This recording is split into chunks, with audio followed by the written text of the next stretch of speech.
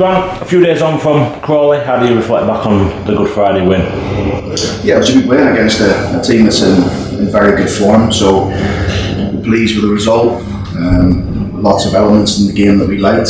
Obviously getting down to 10 men was difficult for us at that stage, but I thought we managed the game really well, defended well, limited them to sort of like shots from distance against us, which helped us, and a couple of good opportunities on the break to score before we actually did score, so good result. You touched on it after the game, but the impact of the substitutes coming on as well and really helping you to see that out. Yeah, it's been nice to have that sort of strength and depth. That's maybe something we didn't have first half of the season, particularly given the injuries we had, but to have that over the last two months or so has certainly helped us. And it's obviously going to help with dealing with Tom Anderson's red card and the ban that follows that. Yeah, well, we appealed it because we felt, yes, although Tom was late, we felt it wasn't really a reckless challenge. He's gone for the ball with 1 foot. We sent a really good appeal to the referees and the association, but unfortunately it's came back with it's not successful. So it still remains a 3-game ban for Tom. We just felt at the time, usually those situations, if it's a red card, are stopped immediately, particularly if it's not going to create an obvious goal scoring opportunity, which it wasn't. So we were a little bit frustrated how it was allowed to carry on, because it was a 5-5 after that. The linesman didn't flag initially right away, so we thought we had a decent enough appeal for it. We felt as the game carried on, the referee would have stopped it and booked Tom, but for him to go back to the linesman who was further away than he was a little bit baffled. But look, we'll accept it, we'll move on. Tom will take his punishment and opportunity for something else. And they'll be hungry as well for that opportunity. Yeah, the boys have been working hard, training hard. That's what they do it for. They work hard every day in training, waiting for an opportunity. So certainly be an opportunity for someone else. How's the health of the squad at the minute? Any injuries picked up at the weekend? Yeah, everyone's fine. Everyone's good from the game, and looking forward to the game. Obviously under the lights at home.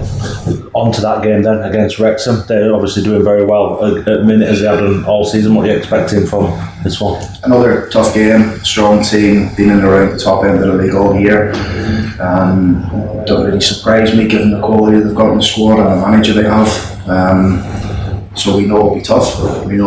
I'm hoping for a good crowd in there. Lots of Doncaster fans, hopefully cheering us on to another 3 points. But we've worked hard, yesterday, and work hard again today, and hopefully put a plan in place that can get us a result. And plenty of positive momentum at the minute. Yeah, the boys are in a good place. Confidence is high.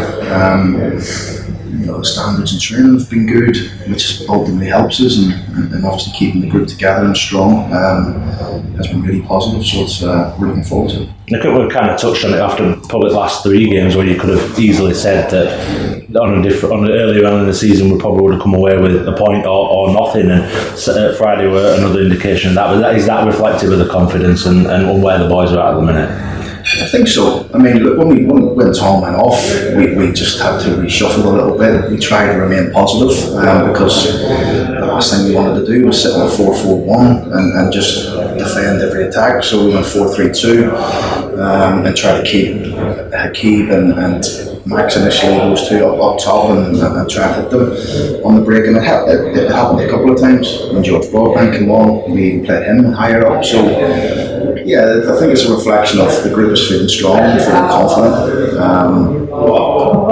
One game at a time, as I always say. We look forward to the next one, which will be a tough game on the night. Just on Max, seems remarkable what he's managed to produce, given he's been out for so long. Did you expect him to be hitting the ground running quite as much as he has done?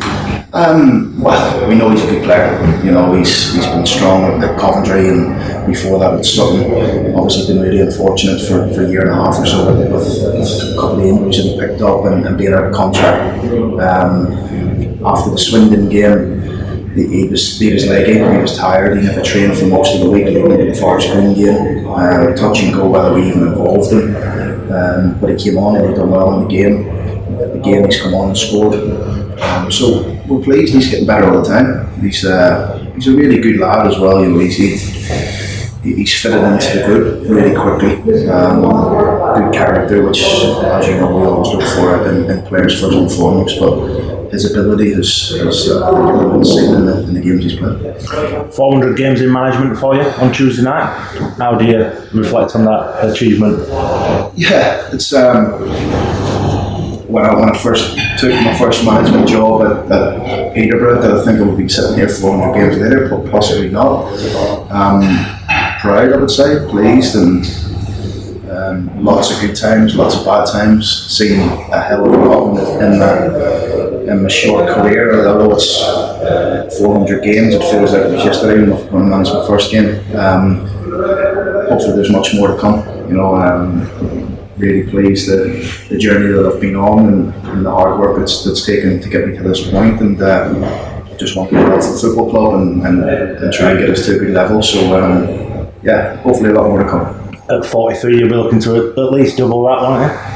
Yeah, it'd be nice. Yeah, it'd be nice to be sitting with another 400 games in the belt. You know, another 5-6 years time. So yeah, we'll see. It's nice to have those sort of experiences and in such a short time, really. And I've been fortunate that even when I'm out of work, I'm not out of work too long. So like I said, it's been an incredible journey and long may continue. Incredible journey, particularly over these last 50 at Doncaster Rovers since you returned in the summer. It's been an eventful period. Yeah, it has been, and I've enjoyed every minute of it. We're enjoying, you know, trying to build this group into being a group that can play with a lot of confidence and a lot of swagger and get after people and attack teams, and slowly but surely we're getting there. And we're looking forward to seeing how we can progress over the next year or two. In terms of building, I haven't really spoken to you about the contracts that have been signed. How pleased are you to get 4 done with a month still to go before the end of the season? Really pleased, and it's been really sort of way straightforward as well. We haven't had to, you know, sort of way convince people they want to be here, which is always a plus for me. I think when you start having to convince people, then maybe that's not really the right move, you know, for us. But we're actually pleased with the lads who have signed. We want to try and create a group next year, a group that can sort of bring the continuity that we've shown from definitely Christmas onwards. If I think to where we've been, you know, from Christmas to now, it's been a really good progression for us, and having that sort of way tight-knit group added with a sprinkle of quality in the summer, it should help us move forward. And they've all said exactly the same thing in terms of the reasons why they wanted to stay, whether that's Richard Wood at 38 or James Maxwell in the early stages of his career. They're all excited about what is to come over the next year or so. Yeah, and it's probably not just what's on the pitch, it's off the pitch as well. I think having really positive conversations with Gavin and Terry about improving the training ground, little things like that, you know. I'm not sure how long that porta cabin's been out there, but trying to get a better building for the boys, a better gym, improving the pitches. Gavin and Terry are fully behind that, which is brilliant. We just want to make sure that we have a place where people can come and enjoy. You know, as you drive down that road from Cantley into our training ground, we want players to be excited by coming in here. You know, we've got a fantastic stadium. We've got the basis of a really, really good training ground. Very lucky in terms of the division we're in to have what we have, but we want to improve it. And everything, you know, we want to improve everything. The standard of the staff, the standard of the training ground, the standard of the players, which hopefully makes us successful.